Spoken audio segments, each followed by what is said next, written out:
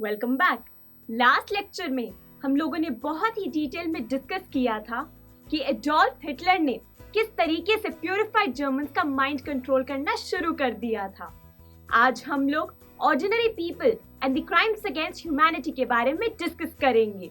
इसीलिए फ्रेंड्स, आज का टॉपिक शुरू करते हैं।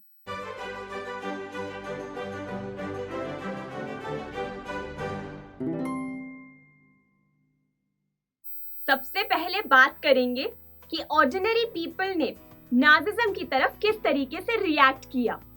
जानते हैं स्टूडेंट्स, एडोल्फ हिटलर ने नाजिज्म की मदद से सिर्फ प्यूरिफाइड जर्मन्स के माइंडसेट को ही नहीं कंट्रोल किया, बल्कि नाजी आइडियोलॉजी को इस तरीके से पॉपुलर कर दिया कि अब सभी लोग पूरे वर्ल्ड को नाजी की नजरों से देखने लगे। अगर कोई भी इन लोगों को ज्यूज जैसा दिखता तो ये लोग उनसे नफरत करते।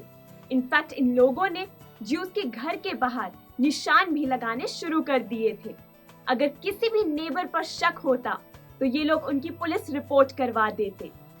सभी लोगों के बिहेवियर में ये चेंजेस इसीलिए आने लगे क्योंकि सबको ये विश्वास हो गया था कि अगर उनकी जिंदगी को कोई एक बेहतर जिंदगी बना सकता है या फिर उन्हें प्रॉस्पेरिटी की तरफ लेके जा सकता है तो वो सिर्फ और सिर्फ एडोल्फ हिटलर ही है।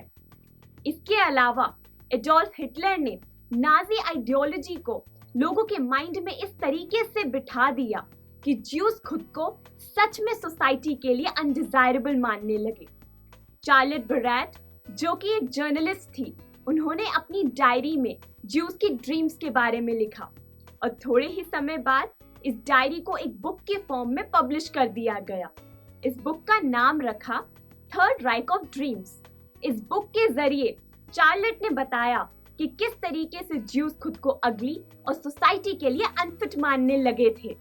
मीडिया के जरिए एडोल्फ हिटलर ने ज्यूज को एनिमी और ईविल दिखाया और इस चीज ने ज्यूज को इस तरीके से इम्पैक्ट किया कि ज्यूज ने सच में खुद को ईविल मान लिया। स्टूडेंट्स, इस टॉपिक से हम लोग सीख सकते हैं कि एडोल्फ हिटलर ने ज्यूज को सिर्फ गैस चैम्बर्स की मदद से ही नहीं बल्कि नाजी आइडियोलॉजी की मदद से हर दम तड़पा के मारा। डिस्कस करेंगे दी हॉलोकॉस्ट के बारे में। जानते हैं स्टूडेंट्स, ज्यूज ने बहुत कुछ सहा, लेकिन ज्यूज की सफरिंग्स के बारे में पूरे वर्ल्ड को तब तक नहीं पता चल पाया जब तक जर्मनी फाइनली वॉर में हार नहीं गया। वॉर खत्म होने से पहले किसी को भी एडोल्फ हिटलर की क्रिमिनल एक्टिविटीज का अंदाजा ही नहीं हुआ और इसीलिए ज्यूज पूरे वर्ल्ड को अपनी सफरिंग्स और नाजी किलिंग ऑपरेशंस के बारे में बताना चाहते थे। और दोस्तों, नाजी किलिंग ऑपरेशंस को हम दी हॉलोकॉस्ट भी कहते हैं।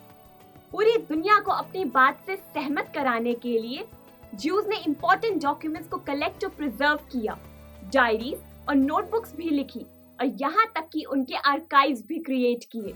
लेकिन दूसरी तरफ जब नाजीज को ये विश्वास हो गया कि वॉर में उनकी हार तय है तो एडोल्फ हिटलर ने सभी नाजीज को पेट्रोल देकर सारे इंपॉर्टेंट प्रूफ्स मिटा देने का ऑर्डर दे दिया। स्टूडेंट्स, आज भी दुनिया में बहुत कम लोग दी हॉलोकॉस्ट के बारे में जानते हैं और अगर कुछ लोग हॉलोकॉस्ट के बारे में जानते हैं तो वो सिर्फ और सिर्फ डॉक्यूमेंट्रीज, पोइट्रीज, म्यूजियम्स और हिस्ट्री की वजह से ही पॉसिबल हो पाया है। इस टॉपिक के लिए बस इतना ही। नेक्स्ट लेक्चर में हम लोग इस चैप्टर को शॉर्ट में रिवाइज करेंगे और मेजर इवेंट्स को हाईलाइट करेंगे। Thank you for watching.